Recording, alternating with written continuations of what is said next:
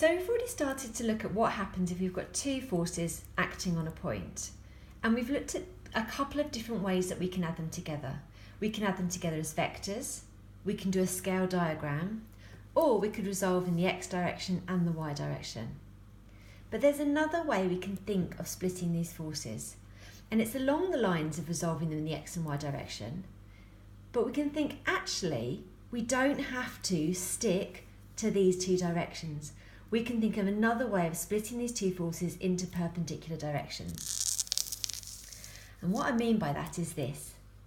If we resolve the forces in the direction of one of those forces, like along the direction of P, and at a perpendicular direction to that force, we're still using the tools we know about resolving forces in perpendicular directions, but actually this could be easier for us, because if we resolve P along its parallel line, I'm going to get all of that force.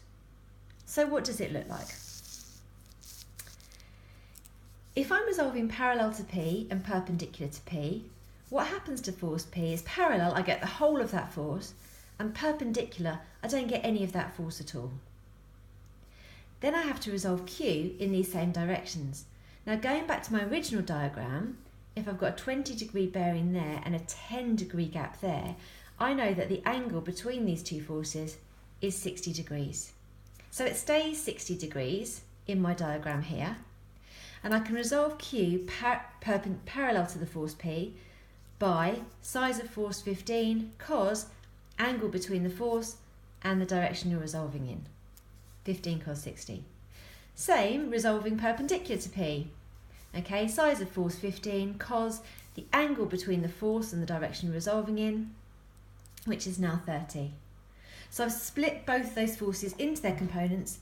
I can then add together the respective components, okay, and I can say that R, the resultant, parallel to P is 17.5 newtons and perpendicular to P is 12.99 newtons.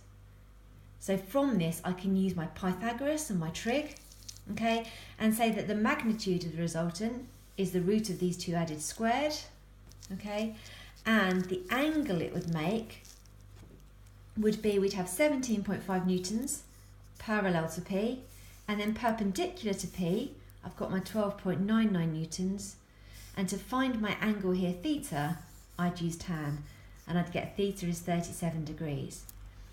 And what that 37 degrees is it's saying that the resultant force is 37 degrees to the direction of P. Okay, you've made the angle with the direction of P.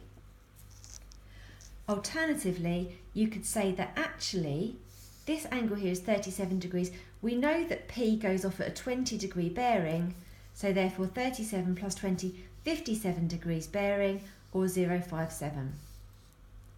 And the resultant you'll see is exactly the same as the resultant we've looked at before, the same angle we've looked at before, but we've split them perpendicular and parallel to one of the forces.